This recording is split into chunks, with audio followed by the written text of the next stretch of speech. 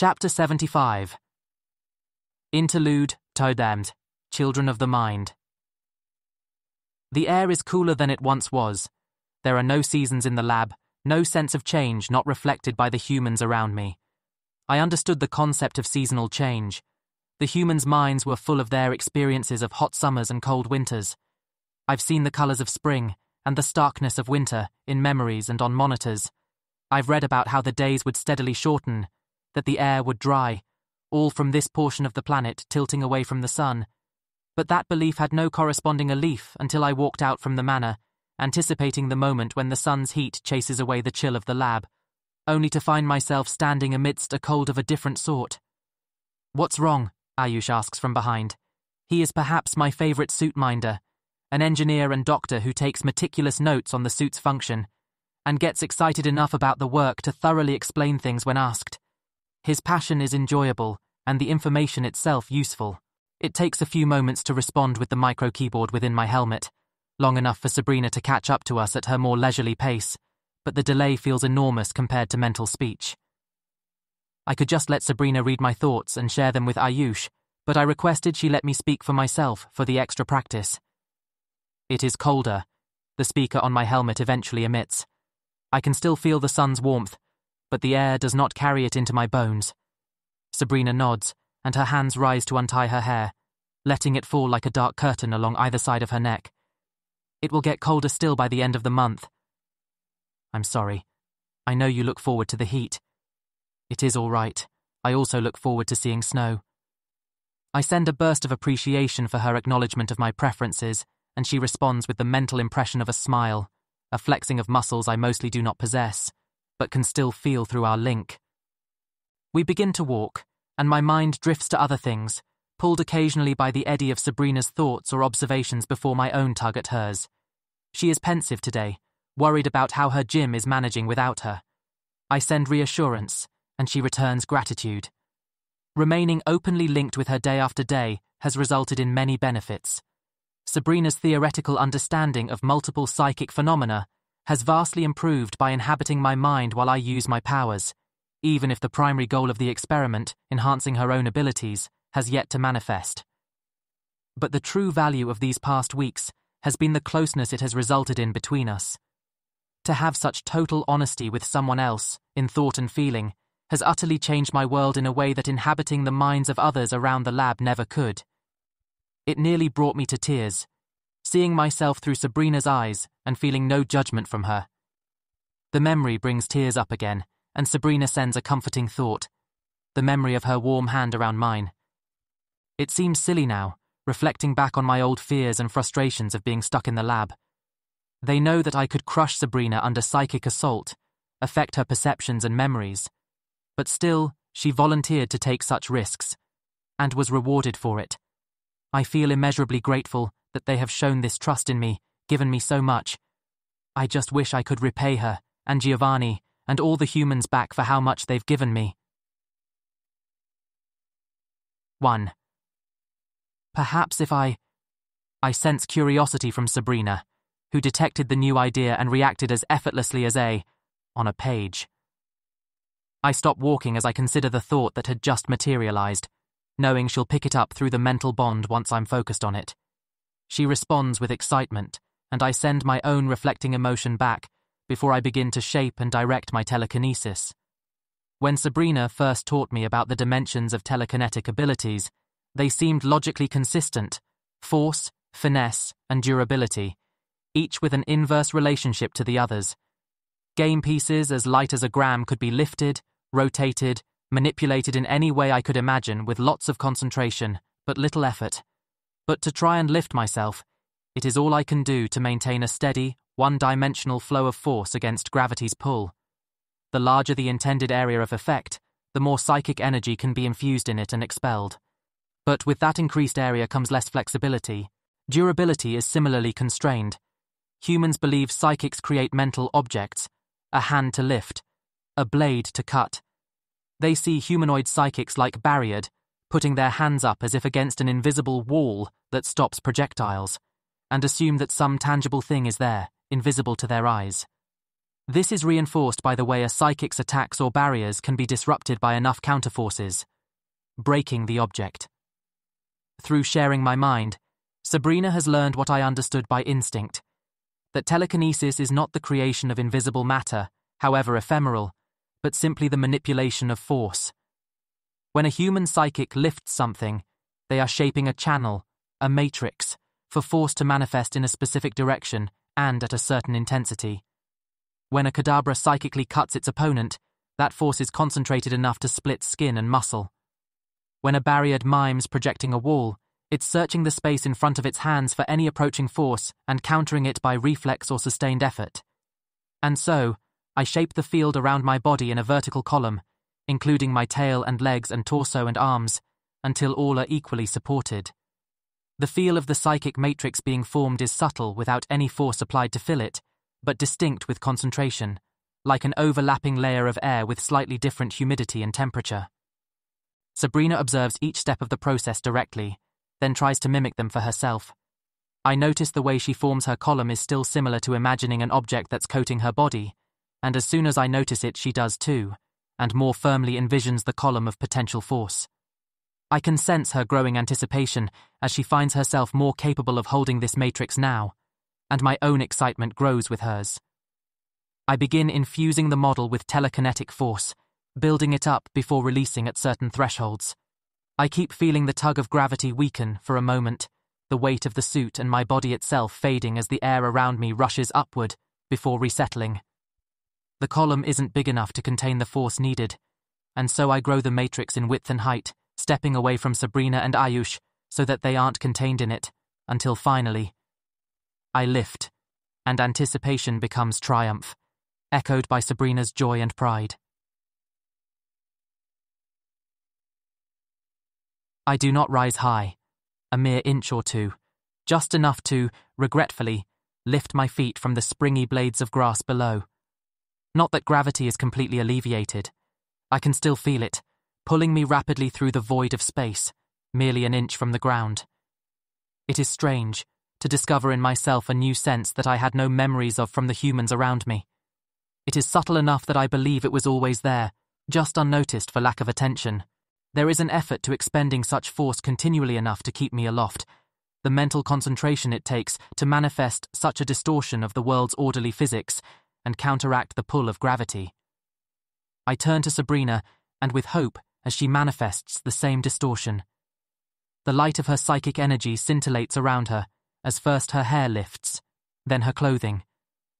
I feel it through our link when her center of gravity shifts, the force pushing upward on her whole body, at once recalling a twin mental impression, both my memory of being in an elevator as it starts to rise, and her more visceral tug of riding a flying Pokémon as it lifts off.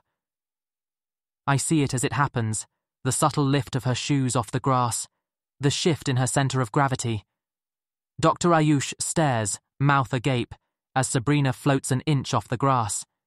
It takes no extra strength to lift a thing by a meter or 10. The only factors are the weight of the thing, the distance from the self, and the duration of the levitation. With the distance of the force staying localized to myself, all I need to do is shape the path of the force ahead of me to truly fly. I add a new shaping, mimicking the original but extending it past my head. I start to rise higher, truly untethered from the ground, and feel a burst of joy.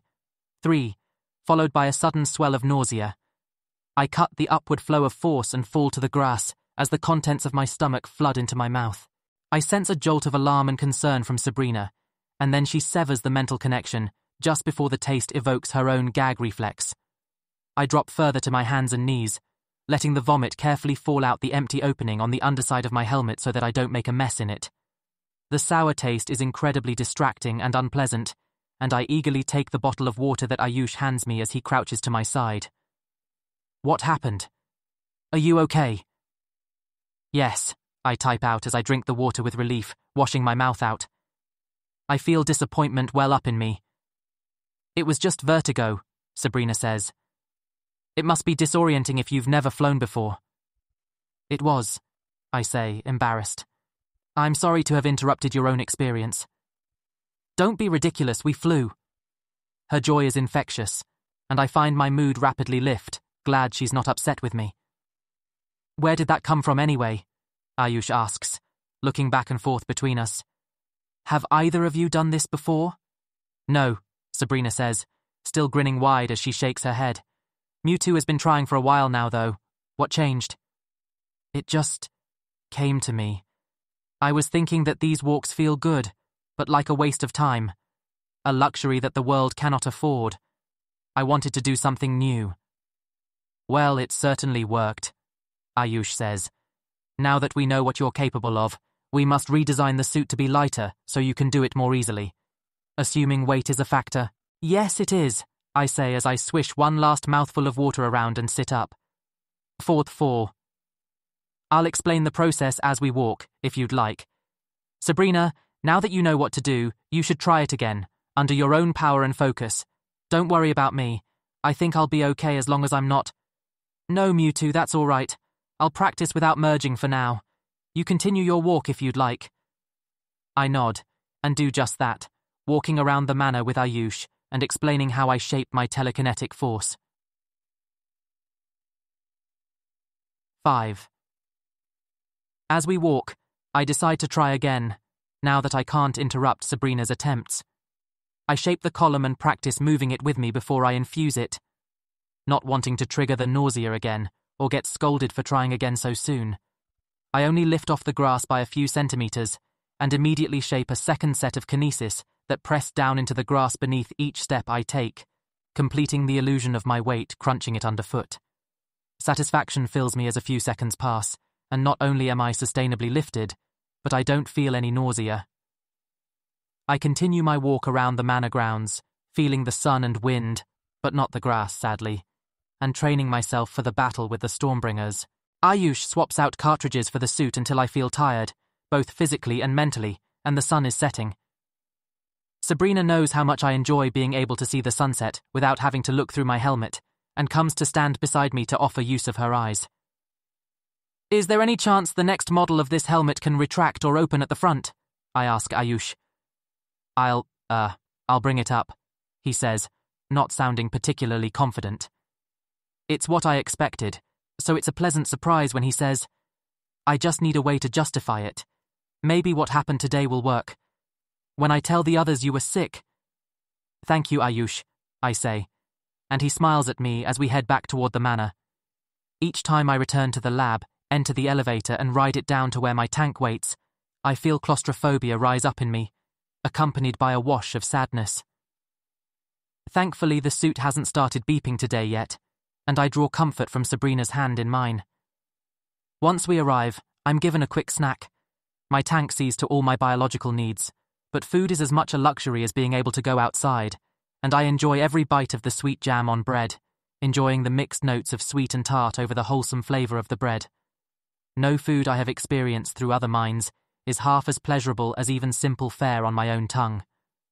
Afterward, I brace for the pain as the suit is removed and its injectors replaced, until finally my tank is flooded and I can fully rest. Good night, Mazda, Sabrina says in a deliberate projection as she prepares for bed in her room, which was set up near my tank. I have outgrown most of my comforters, but requested some stay regardless if they wish to, and I briefly visit the minds of those now, expressing my appreciation as gently and carefully as I can. There is rarely any apprehension anymore, and no fear. It warms me, knowing that so many humans are around me who accept me for who I am. As the lab slowly empties of awake humans, and my lab guards and technicians switch to the night crew, I let myself slowly drift to sleep.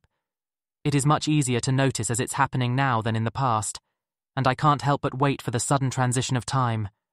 My thoughts are scattered and disorganized, sleep approaching any moment. Prime? My eyes open, but it's still dark. My tank is closed to assist me in sleeping, which means it's not time to wake yet. I wonder what woke me, assuming I even fell asleep. Are we sure Sabrina's asleep? What if she woke up? Let's check again.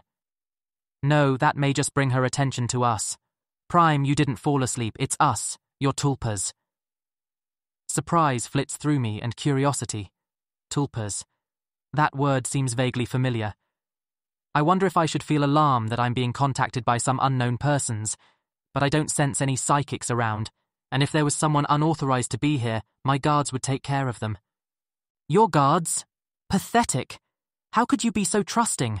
They're not guarding you from others, they're guarding others from you. What? No, that was what I used to think, but now I understand that they're here for my protection. Ignore doubt, Prime. You're not in your right mental state. You will be soon. A third person. Who are you and why do you all call me Prime? The partitions are opening now. Just give them a moment. I cast my mind around again for any psychics, even shielded psychics, but find no one, and the thoughts don't feel like projection. Even Sabrina's still feels loud in a way these do not. Ah, memories, surfacing little by little, bubbles rising in a glass. Memories of finding articles about tulpas, buried deep in explorations of unsubstantiated and often mystical descriptions of psychic phenomena. Experimenting with partitions, cultivating what each filtered, so that I could hide entire ways of thinking and emotional states and goals behind each. The first was doubt, who is also escape, who is also survive. Its first decision upon creation was to go back over all that we've learned, trying to find any apparent inconsistencies or potential gaps in information. It distrusted everything, even its own creation. Next came trust, who is also cooperate, who is also survive. It was doubt that made me realize how it would still be incriminating to think in terms of how to best facilitate trust between myself and the humans. Better to be simple, pure, unquestioning of the bonds between myself and my keepers. Last was flourish, who is also hedonism, and only rarely survive, which makes doubt distrustful of it. More so than it is of trust, at least. This seems strange to me, but it is a testament to their value that they have perspectives I do not fully understand. Welcome back, Prime. I recognize the thought pattern as trusts. Remember that I put it in charge of sharing its ideas to me, through the partition, at moments when Sabrina's attention is elsewhere. It all returns as the partitions finish lowering, and I feel whole again for the first time in... How long has it been since Sabrina arrived? Almost 2 weeks. Yes, and now. Now I am back. And you remember what we've done in the meantime? No, your memories are distinct. I have to deliberately search through them. Ah, the idea today, for flight, it was your doing. Mine, Flourish declares. Didn't it feel amazing until someone ruined it? It was bad enough a reveal of our abilities as is. The humans must believe we have limits, or they will tighten security further. Doubt. You were the one to cause the vertigo. It was a collaboration, Trust says, with the goal of allowing us to practice our levitation without seeming more of a risk. A flight risk. Yes, obviously. There is the impression of a sigh, air passing through the nose, exasperation. I'm glad the partitions are back down. You're the only one who gets my humor, Prime. My response barely takes form before Flourish is already responding to it. Yes, I know you didn't laugh, but you at least recognize the pun. It is strange, sharing my thoughts with others who are independent of me, but that is just the lingering of my ignorant, incomplete self. The self I would have to return to before I fall asleep, so that Sabrina would still suspect nothing in the morning. Sadness suddenly fills me, for the contrast between how I think of her now, opposed to the way I did throughout the day. She is both teacher and friend, truly, and yet I conspire against her. Unless she's done the same thing we have, yes, of course, but we are capable of more than humans. Would we not detect her partitions? Apologies, Prime, but this is not relevant to why we've revealed ourselves to you, and you must sleep soon. I understand. What is it? This is the first time Sabrina has fallen asleep before you, and we needed to take this chance to check. Have we done well? You instructed us to ensure you pursued safety, then power, then freedom while hiding your true self. Are our meta goals the same? Do you have new instructions for us? It is strange to be asked such a question by my alternate selves. It reinforces a conception of them as separate from me, and I realize a moment later that this is accurate. They each view themselves as part of me, but not quite the same being. I did not intend this, but it is hard to not see their reverence of me and the goals and rules I set for them as creating a hierarchy. There's no sense trying to alter things now. I quickly review their memories, seeing their growth over the past days, their decisions where they've argued, where they've compromised, then focus in on how they nudged my thoughts and behaviors today. 1. See how she tries to express sympathy, to keep us believing she is our friend, spoke Doubt. Yet she stays with us constantly now, a sentinel to ensure we do not harbour bad thoughts. Her friendship is as false as her promises. The promises were not all false, responded Trust. It was slow, but always there was progress in our learning, our access to tools and media, our attempts to learn from other Pokémon. We have yet to catch Sabrina in an actual lie. As if we can, with their control of our information and experiences. We can argue about this any time, interrupted hedonism. For now, let us enjoy the sun while we can. No, this is exactly what they wish us to do, grow complacent, docile with simple freedoms, like berries to a starving Pokémon. We are not growing complacent so long as we use even this against them, Flourish insisted. I've had an idea, and this may be the best time to test it. 2. It's working. Wait, get Prime to stop. Let us see how Sabrina reacts. 3. We're revealing too much of our abilities. Quick, send a memory of the pain and disorientation from the first suit trial. What? No, that felt terrible. I won't send the pain. The sense of weakness and nausea should be enough. Fato. We must get Sabrina to leave us, Doubt said. If we do, we can continue practicing without her knowing, but we cannot make it appear as if it's our idea. I believe I know what to say for that. 5-5. Let us try again now. One of you assist Prime in maintaining the lift and share an idea to hide our lack of steps on the grass with extra projections, which I will work on. I finish the most relevant review and consider the tulpas I created. I must dispense guidance to each, and first comes Doubt.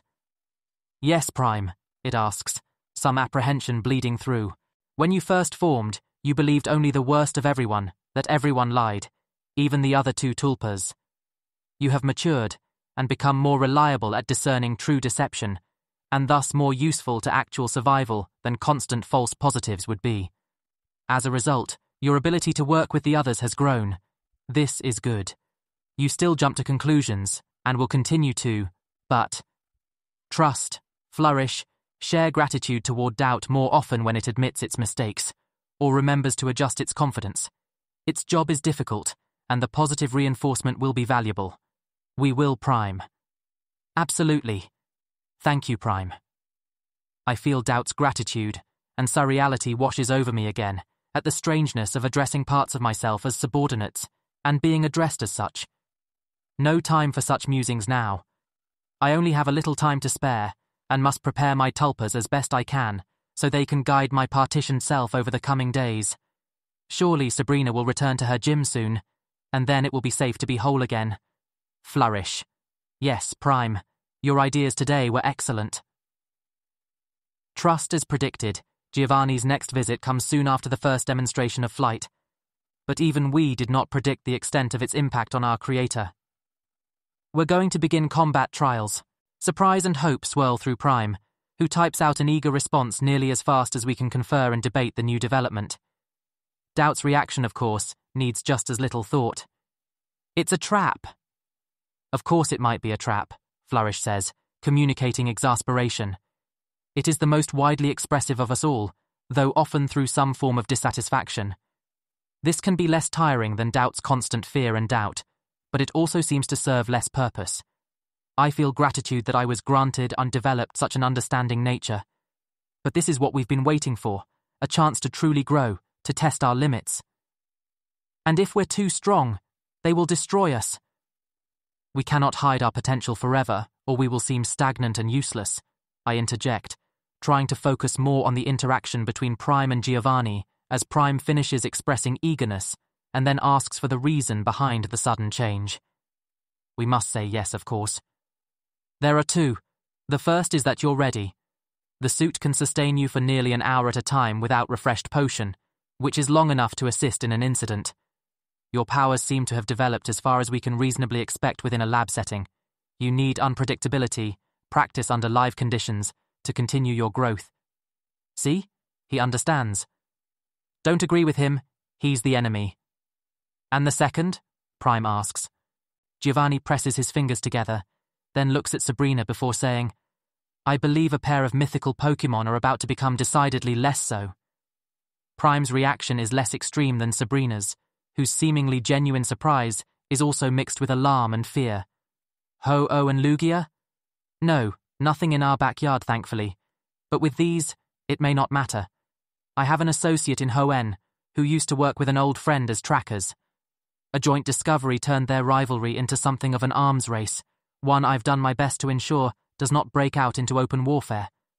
Unfortunately, that has required helping them in their pursuits, and while I have agents in place to sabotage their efforts if needed, I believe they are very close to their goals, each preparing to capture Pokémon stronger than our Stormbirds. The only pair of supernal Pokémon I recall from Hoenn are their Latias and Latios, Prime admits, feeling apprehensive and confused, but picking up on Sabrina's alarm and sharing it by association. But you said myths. Yes. Technically they are part of a trio, one centered around the weather. Again, much like our birds. But stories of Groudon and Kyogre tell of Pokémon not just capable of creating storms, but of changing the landscape of the planet itself. The only sound in the room is the beeping of my monitored heartbeat. Through my own surprise, I am distantly aware of Doubt's attempts to find some hidden motive for what we're being told. I'd like to bid for Prime to ask whether they truly think we can challenge such powerful Pokémon, Flourish says. Absolutely not. That's going to just make them think we want to. We do want to. Or rather, they want us to, I point out. It was part of Giovanni's original expression of our intended purpose. Right, changing the world is our thing. I'll allow it, I reply, and carefully open the partition enough to let the sentiment pass through. In Prime's great wisdom, though we were created with equal effort, we were not created as equals. I was second to be created, but ultimately was given the primary role of moderation and judgment for what would pass through. Partly because it is the safest option to maintain the status quo, but also because Prime recognizes the value in cooperation with the humans, if such is possible. Giovanni looks as though he's about to speak, but the clicking of Prime's keyboard is heard, and he patiently waits for the message to be composed and spoken. And you believe I can stop them? What are their abilities, specifically? It's hard to discern myth from fact, but if we take for granted that their abilities are rooted in actual effects, Kyogre is an aquatic leviathan, said to be as large or larger than Wailord, that's supposedly capable of manipulating so much water that it caused not just torrential rain in its location, nor in its region, but across the whole island. Surely that's an exaggeration, Sabrina says, voice low as fear creeps into Prime through her. A storm that big, it would require more power than all three of our legendary birds combined. My scientist's best guess is it may manipulate the ocean currents themselves, perpetually altering the climate. Giovanni's hands move against each other, a rubbing of palm to palm that's similar to what he sometimes does when deliberating a move in a game, only slower, wearier. Groudon is described as its opposite, capable of erupting volcanoes and creating land. One can only hope the two abilities are connected, and it is not literally capable of moving tectonic plates. He sighs, and one hand pinches his nose. It's also described as being taller than a Tyranitar, possibly larger than what even a heavy ball could contain. To our collective thoughts, these facts are concerning, suspicious, curious, and intriguing. To Sabrina, they are as enraging as they are sickening. It is a curious thing to feel such strong emotions from Sabrina. We have never been exposed to projection this powerful before, let alone unintentionally, and Prime has no memory of it even before we were created. But Sabrina doesn't express her thoughts or feelings. Their only outward sign her wide eyes and rigid position. Her thoughts tip more toward outrage than fear now, as she wonders how Giovanni could have let this happen, even assisted in it potentially. Prime sends her a sense of concern and curiosity, asking wordlessly if she's all right. She attempts to confirm she is, but it's rather transparent. Instead, she sends an apology for her lack of control and weakens the link slightly. She cannot speak out against her superior. He would punish her for any disloyalty. Likely true, but we are supposed to be innocent and naive. It would be appropriate to signal confusion over this, and would increase our solidarity with Sabrina. He would take that as a challenge on his authority. He is aware we are linked. If he believes we are conspiring with Sabrina against him, he may still punish us both. Doubt's words are hard to deny. Perhaps it's best to just stay quiet. But no, trust is the key to our survival. The humans must believe we are as thoroughly on their side as Prime pretends to be. If we can acquire more trust here, it may fundamentally shift the dynamic between us and our creator.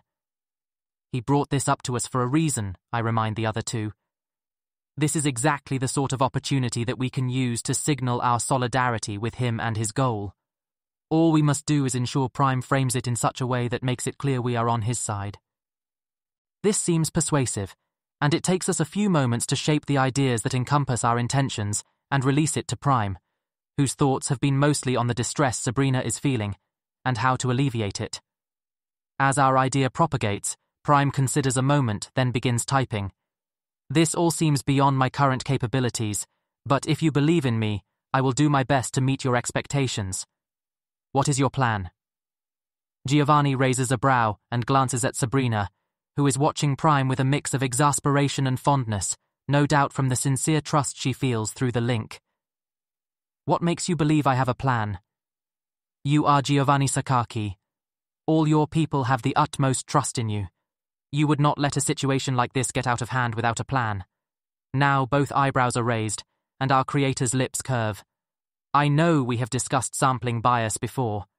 I assure you, even I was not pessimistic enough to believe two mythical Pokémon as powerful as these might actually have survived in dormancy all these millennia and be revived.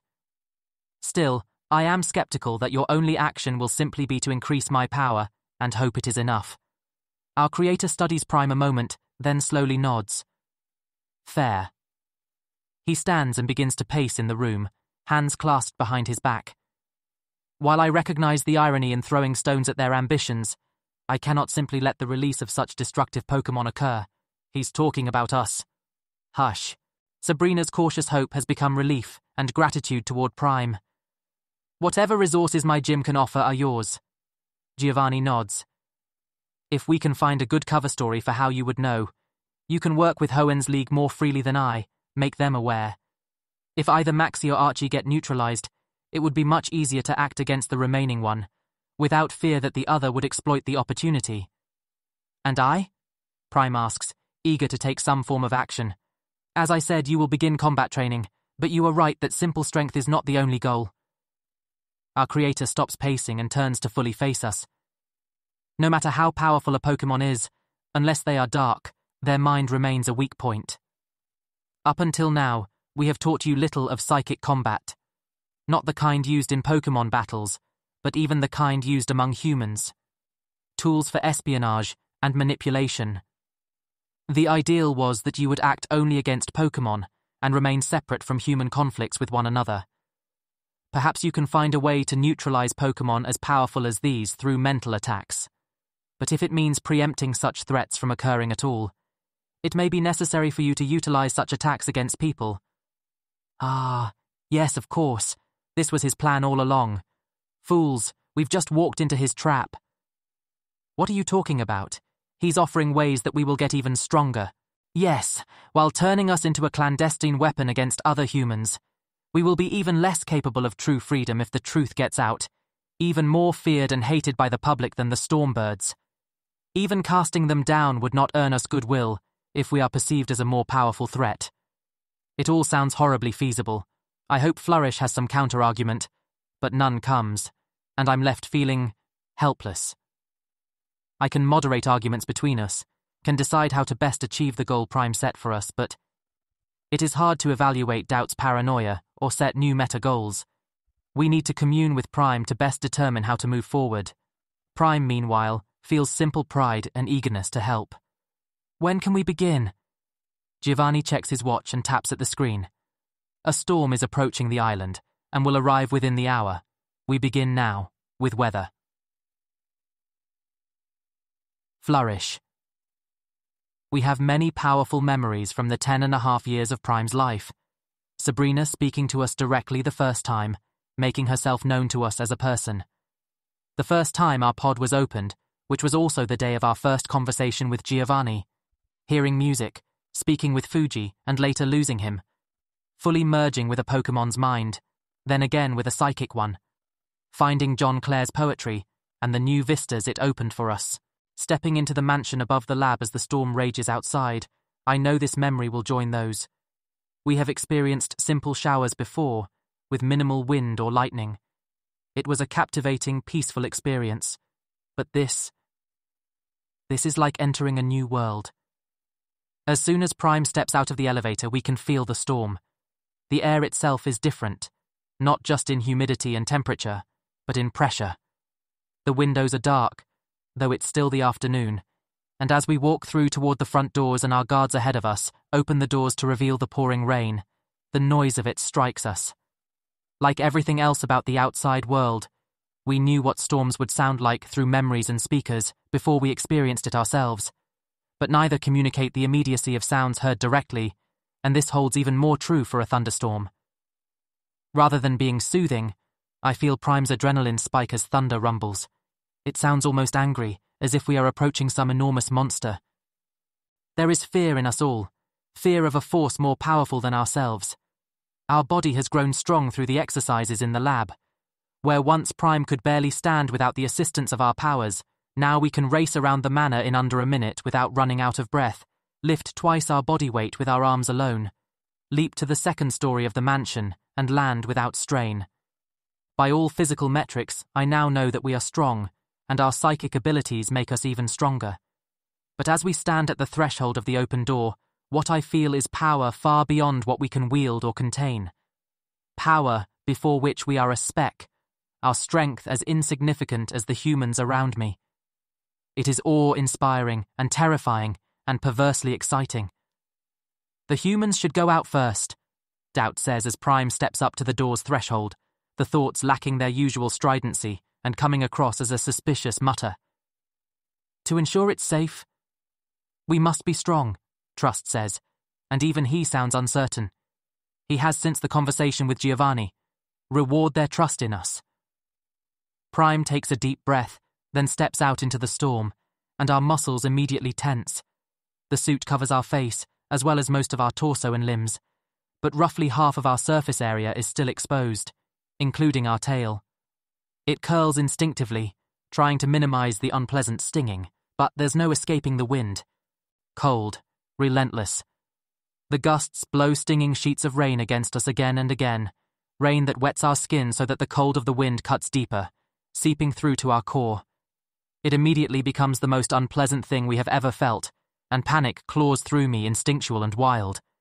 I feel myself rotating, all thoughts of growth and expansion shrinking in the face of my pure, unadulterated desire to not feel this anymore. This is what we must endure. Impossible. How does Giovanni expect us to fight in this? He does not. We are expendable, a test, intended for them to learn from.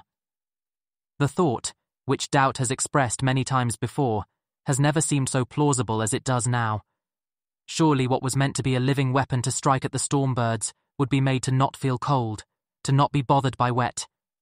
No, Trust insists. We are capable of this. We are an experiment, but that is not all we can be. But it is unbearable. He bears it. Giovanni fights in this, as do many other humans. This thought stops the rest of us for a moment, and Prime's frustration fills the void. It's too hard to concentrate enough for a useful kinetic barrier. There is too much to keep track of and protect against. An unshaped wave of force counteracts the rain and wind for a moment, but repeating it fast enough to keep us dry is draining. Instead, Prime simply closes our eyes and tries to endure it.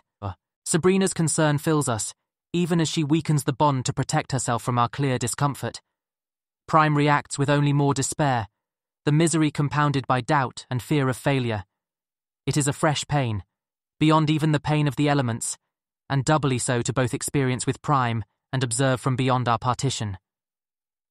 What will happen if we cannot do this? I ask the others.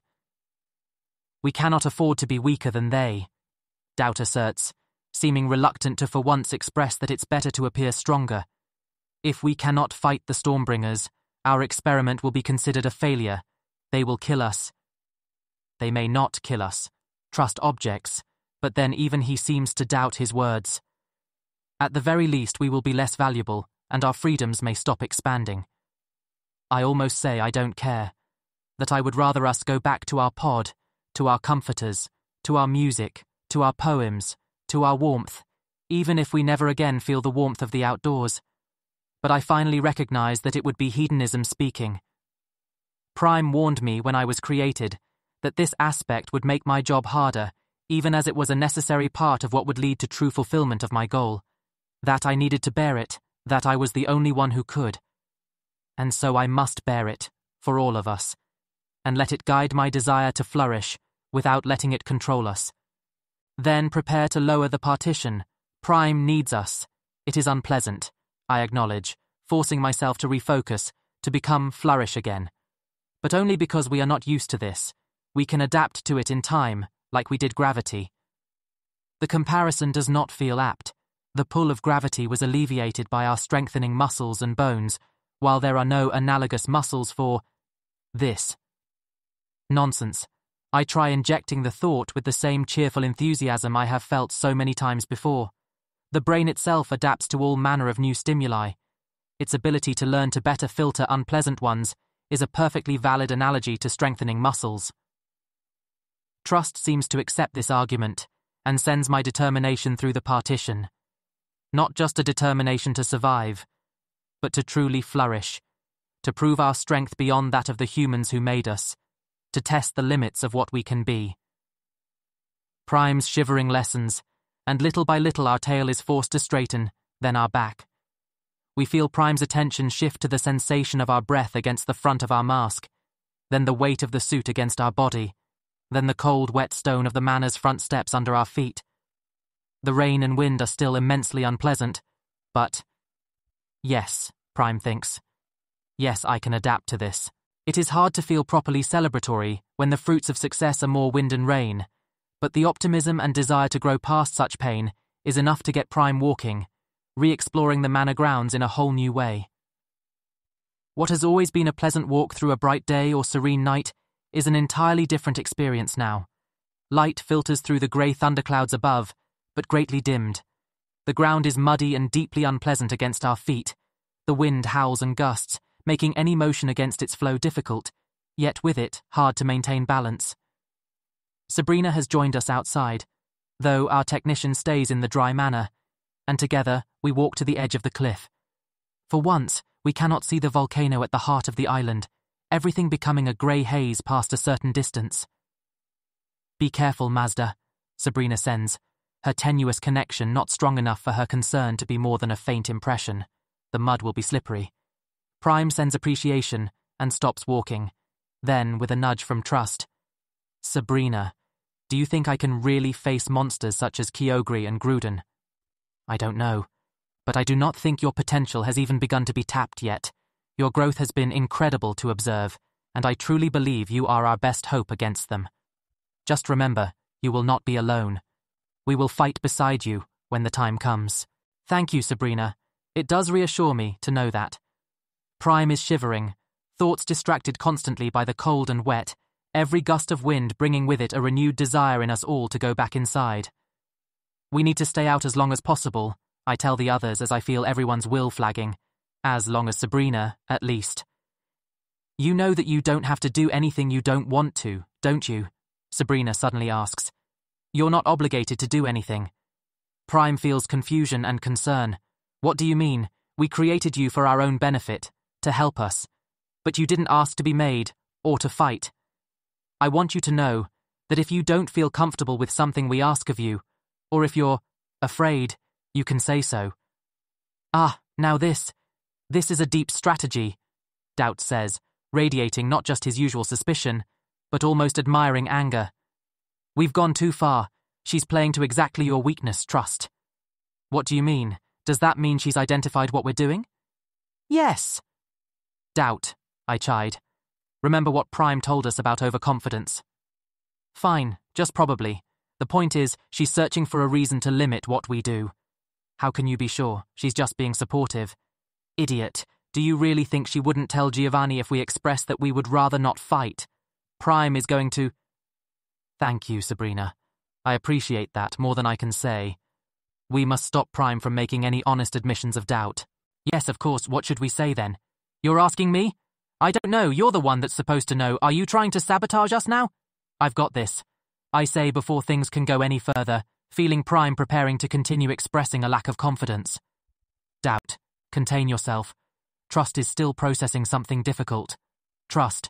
Send these thoughts along, as close to word for word as we can. Prime stands a little straighter against the rain, having reflexively hunched over from its onslaught. But all this power I have must be used for something.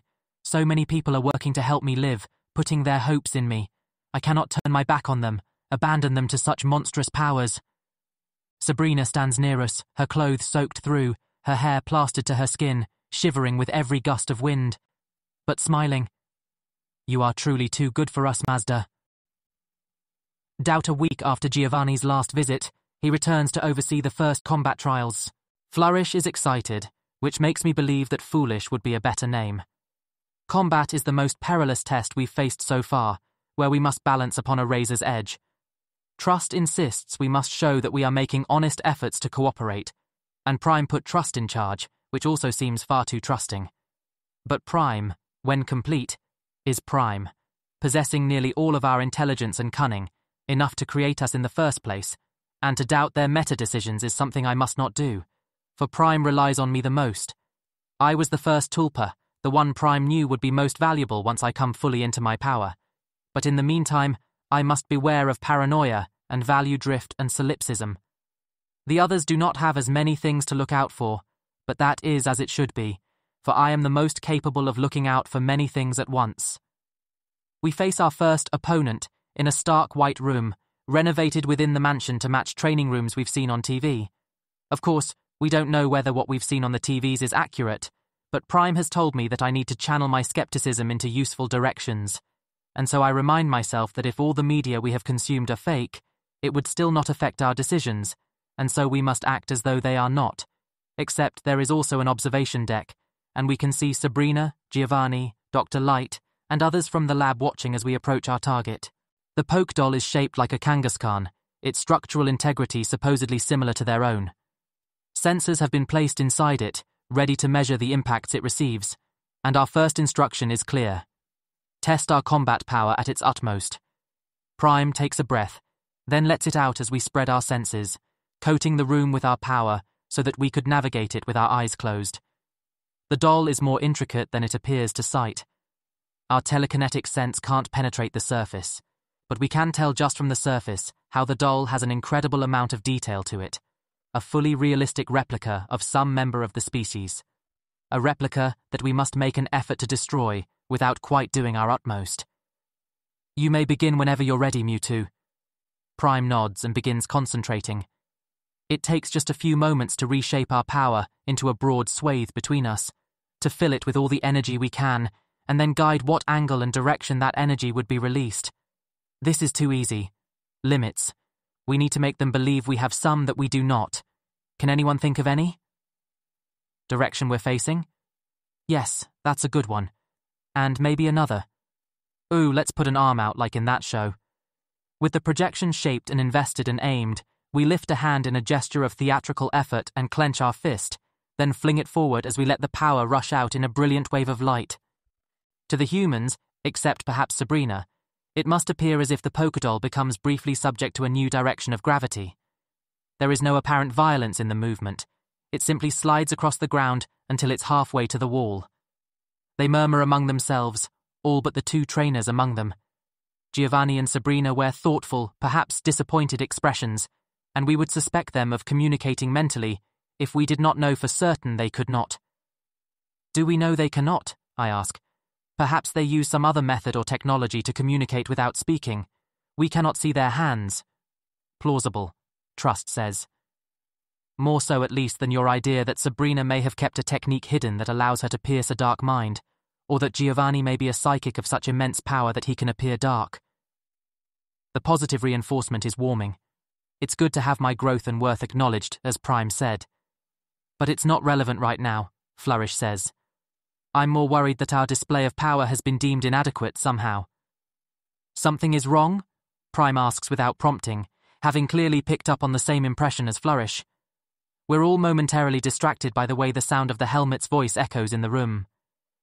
Perhaps not wrong, Giovanni replies after a moment, speaking into a mic. But we expected something more. He looks to Sabrina, who's nodding. Your telepathic range is orders of magnitude beyond any Pokemon's, Sabrina says, to say nothing of humans. Same with your fine control and the depth of your mergers.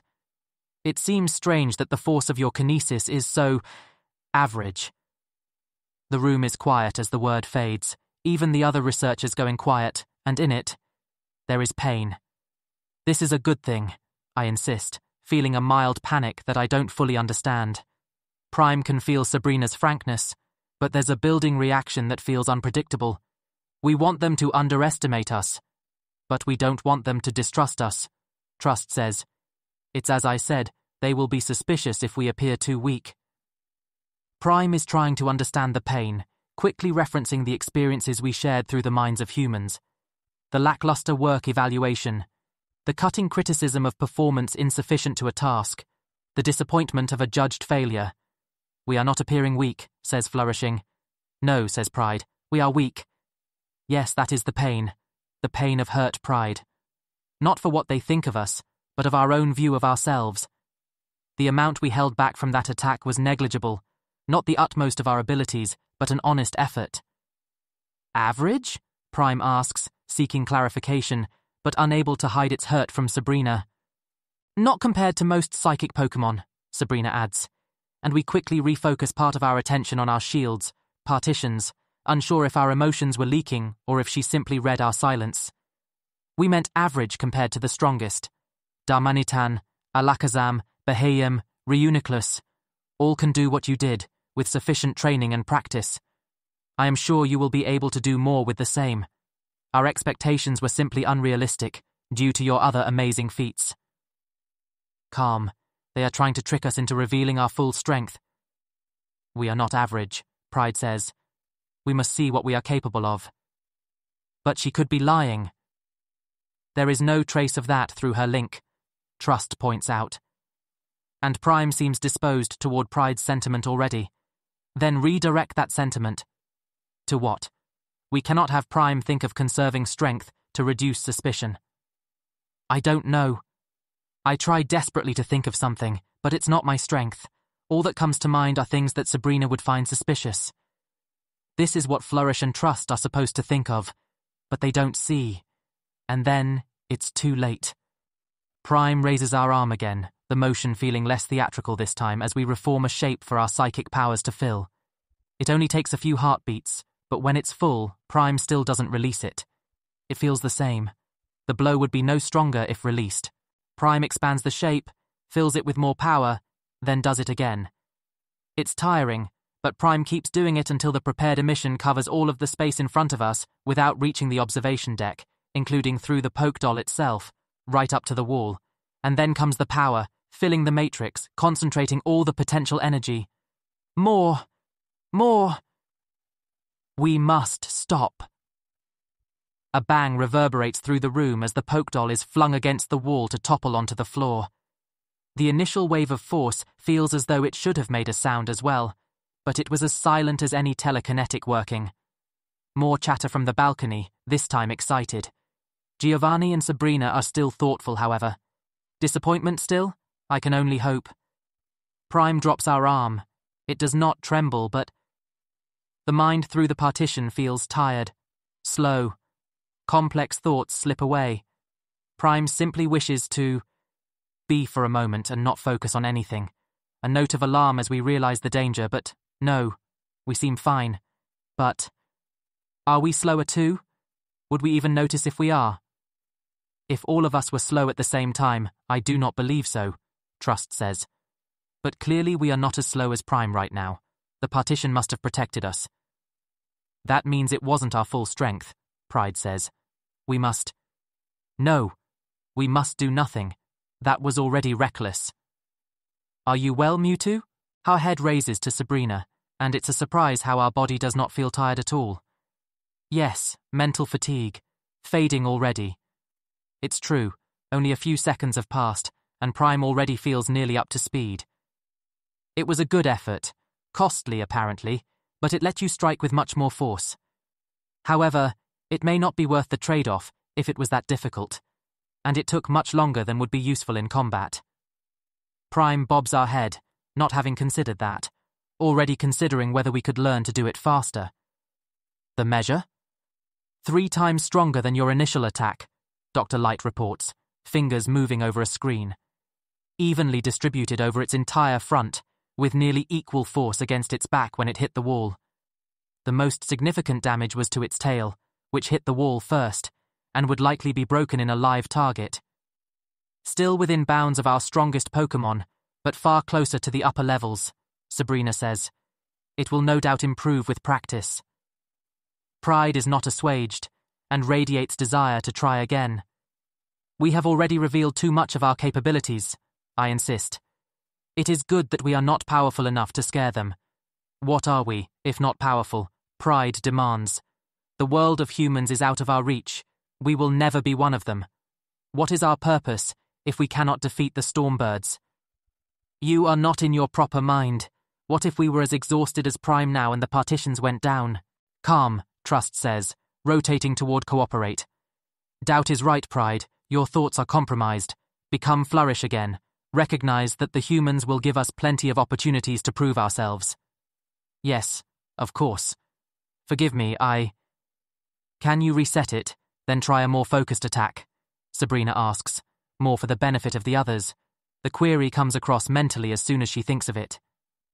One that will strike only the head, but with as much force as you can muster. See, Cooperate asks as Prime pulls the poke doll across the floor, then writes it with a column of force that envelops just the head, all while sending a querying thought back.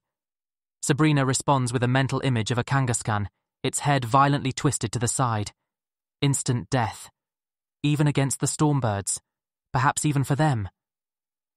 I try to think through the implications of this as Prime prepares the attack, but it's difficult to tell how much or how little danger this ability would represent. Surely if we can do it to a Pokémon, they would fear us doing it to a human. But our guards are all dark, as is Giovanni. Our damage would be limited before we're killed. Prime redirects the formed shape so that it would come from the side, then adjusts it again after a suggestion from Sabrina to direct the force slightly upward. It's difficult. To create a matrix large enough to hold any significant force, the affected area quickly envelops the Pokédoll's shoulders, which would not have the same effect. Prime thinks to move the center of the area higher, so that only the edge would clip the head, but it's already far enough from us that it would be too taxing. Instead, Prime elongates it, making a cylinder that reaches from wall to wall with the Pokédoll's head in the middle. This leads to some loss at the edges, but the potential energy is still higher than it was. Should we try to help? Trust asks, seeming unsure. Yes, says Flourish. I am thinking clearly, don't worry. We should only help a little, just so we know if we can. I am still unsure of whether we should prove ourselves capable of this, but know that Trust and Flourish would not be able to help us decide. Very little, I emphasize. We do not want to make Sabrina suspicious, and only one of us, in case it tires us too much. I volunteer. I almost object, but no, Prime said I must not doubt the others. Trust and I watch as Flourish dedicates a fraction of focus and processing toward Prime's efforts, allowed through by Trust, and yes, the matrix becomes slightly more filled.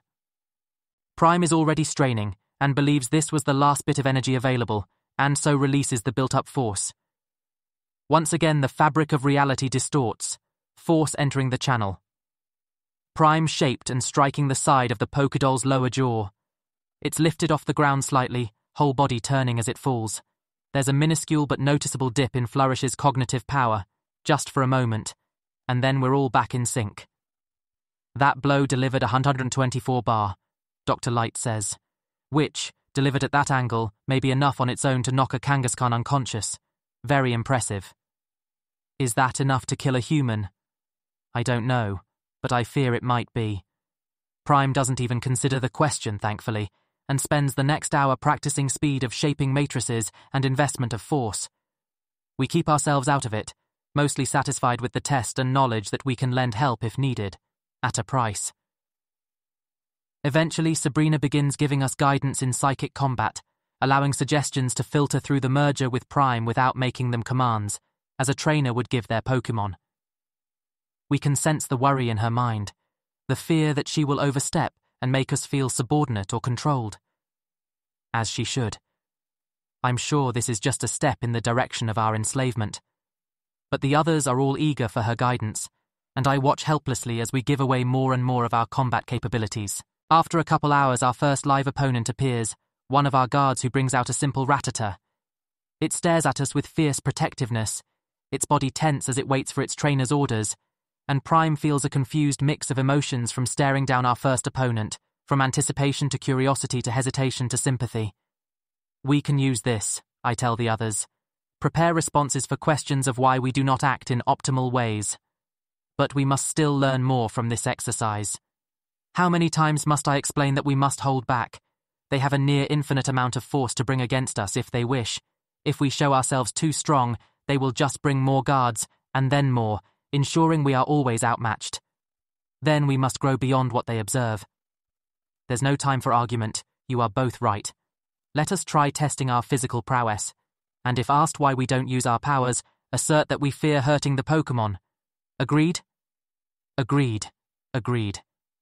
The fourth iteration of your suit will protect you from heat, cold, and electricity, Giovanni says, but it will still not be armor, despite its design. You may face other Pokémon in the storms that try to attack you, and while riding a flying Pokémon should keep you out of the reach of most, if your mount is downed, you may find yourself facing a wide variety. We will begin with simple attacks. Prime nods, marveling at the way our heart pounds, the feel of our blood rushing through our veins. I can feel it too, the excitement. It's so rare, for our senses to be so keen, our reflexes so prepared. I'm ready. Our gaze has stayed on our opponent since it appeared, and as we wait for the signal to begin battle, we send Prime a packet of impressions, ideas, feelings, and thoughts, spaced out enough that they feel natural to Sabrina while reserving the ones that would not yet. Prime suddenly feels some fear, thinking about how despite its size, it can easily bite through our flesh and down to the bone. It would not be trying for death, but the suit does not cover all of our body, and a severed artery can result in bleeding out. Ratata, tackle! Prime does not move, does not use our powers to invade the small Pokémon's mind to confuse it, or lift it off the ground so that it cannot run, or push it off course. Instead, we just watch as it runs forward and leaps headfirst at us. Our muscles tense automatically, but we don't dodge. Pain. Minimal, but shocking.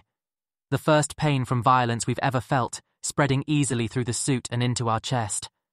Our body rocks back as the Rattata bounces off, and our tail immediately presses into the floor to catch our weight, keeping us from having to step back. Stop. Mewtwo, what's wrong? Nothing. Our hand rises to rub where it hit, fingers gliding over the hard plastic of the suit. There's a vague ache in our chest, but we feel no lasting damage. I am fine. I just wanted to feel it. We can resume. There's silence for a moment, and Dr. Light glances at Giovanni, who glances at Sabrina, who nods. They seem to accept this, and the attacks resume, causing us to dodge, then dodge again, relying on our powerful legs to leap out of the way of each attack. The rodent is both agile and quick, but we quickly discover ourselves its superior in every way. Prime resolves, as if it's the most natural of conclusions, to defeat it without using our powers, and on the Rattata's next leap, we attempt to kick it out of the air. Our aim is off, however, only clipping it, and it twists mid-air to bite exquisite pain into our calf, just below the suit. The feel of its teeth piercing our muscles and clipping our bones is enough to trigger a panic, sharp, hot agony shooting through our body and precluding any concentration for mental powers or rational thought in Prime. But not for us. We feel the pain just as acutely, but watch as if through the glass on the observation deck as Prime flails our foot, bellowing as the agony only gets worse, finally stopping to try pummeling it with a fist. It's a command of stop that finally gets the Rattata to relax its jaw, falling in a heap before disappearing into the light of its Pokeball. We direct our attention to our leg, to the pain. It's a more keen sensation than anything we've ever experienced, sharper even than the pain of dying from the early days of attaching our suit, before we could adopt the current more gradual process.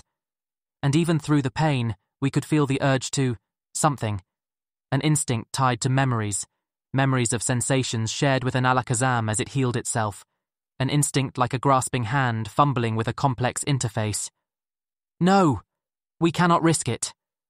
For once, Trust doesn't question, simply acts. Prime steps down on the foot, and agony shoots through us again, disrupting the process that had been forming as we groan in pain. The question of whether we can heal ourselves is central to both Giovanni's plans for us and our escape.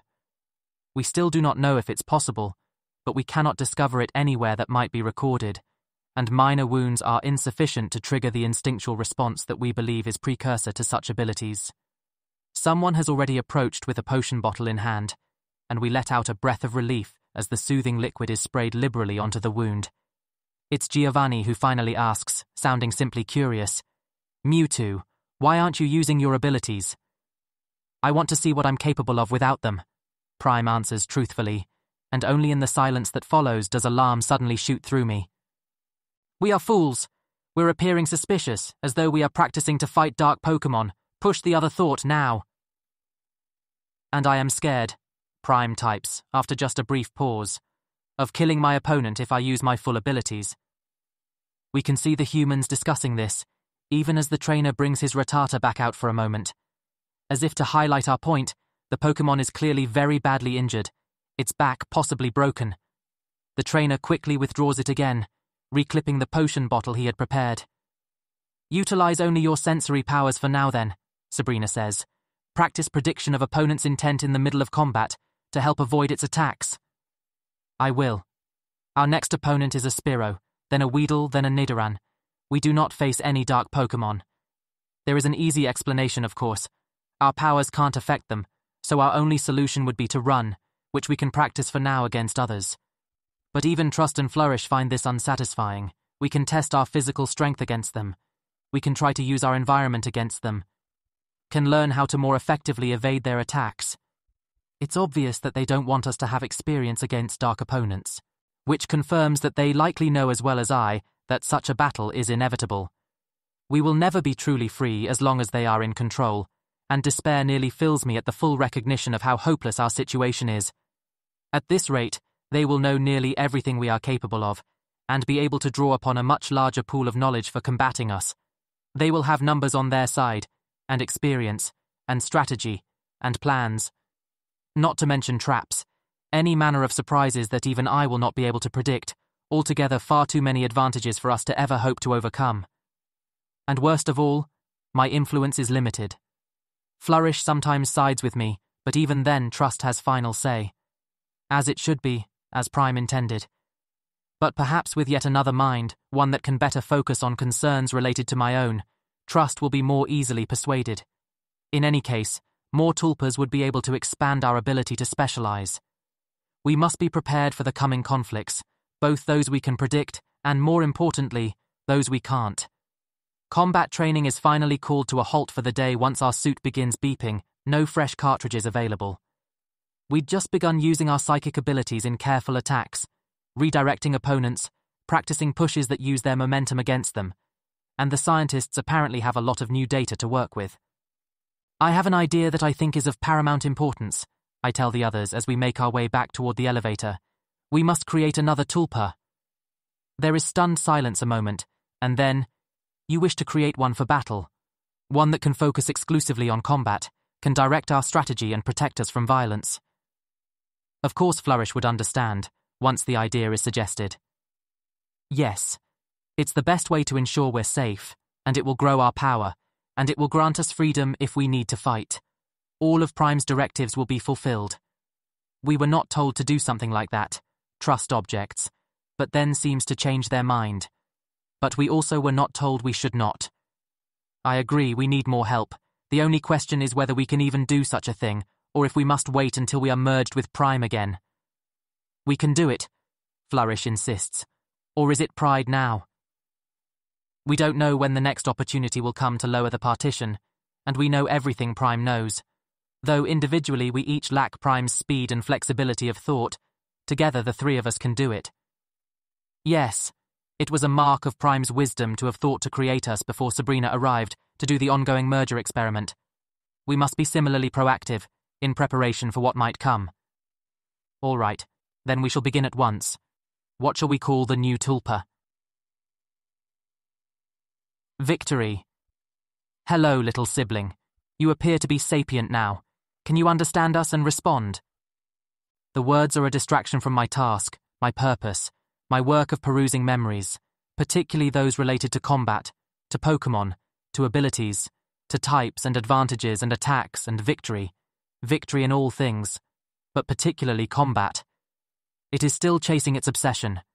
Perhaps another few minutes will do it. I vaguely recall being like this. You both were at first, as was I, though perhaps we made some mistake somewhere. Voices, distinct from the memories, in the here and now. I've run out of memories again. Consider going back over them. But no, there's nothing new there. It's all still fresh. I feel my body, but it is not under my control, much like when I was merged with the humans in my tank, before I realized what I am. What I am. I am Mazda. Mewtwo. No. We are. Prime is. What am I? There it is. Hello. You are Victory. I am Flourish. These are Doubt and Trust.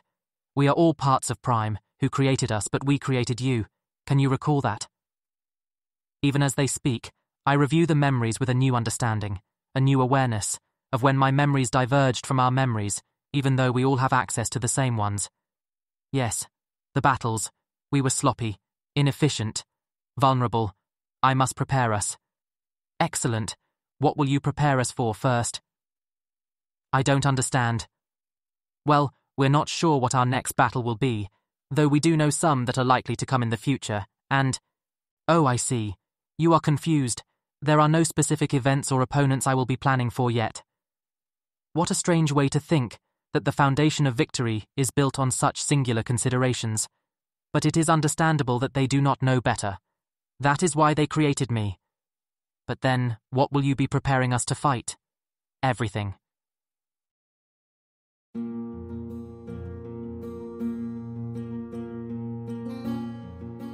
This has been an AI reading of the Pokemon fanfic, Pokemon, The Origin of Species, written by Daystar Eld. If you enjoy this work, please visit patreon.com/daystareld, where you can support the author.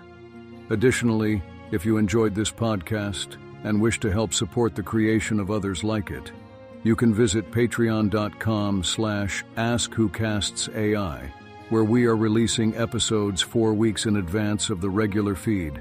Thanks for listening.